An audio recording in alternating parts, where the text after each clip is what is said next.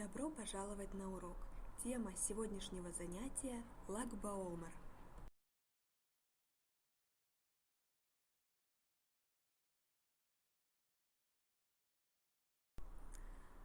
Lag-BaOmer отмечают в 33-й день счета Омера.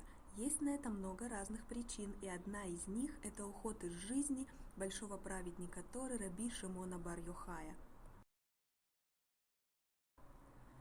Перед смертью он попросил своих учеников не печалиться в этот день, так как душа Раби Шимона покинула этот мир и в будущем мире получит награду за изучение Торы.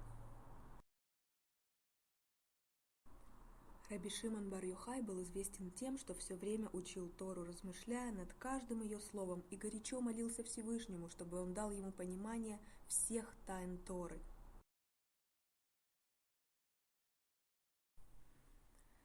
Когда Раби Шимон и его сын скрывались от врагов римлян, они жили в пещере, кушать им было совершенно нечего, разве что только стручки рожкового дерева. Что же они делали? День и ночь учили Тору.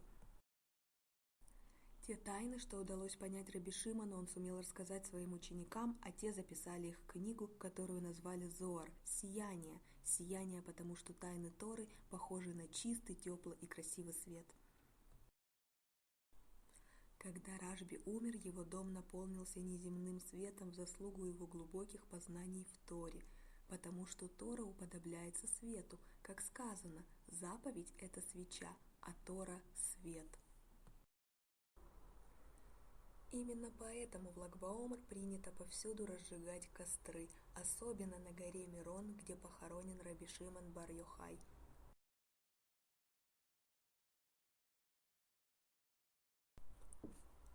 Множество евреев приезжают в Lag-BaOmer к этой горе, зажигают костры, поют песни и веселятся в память о великом мудреце, который принес своей Торой в мир столько света.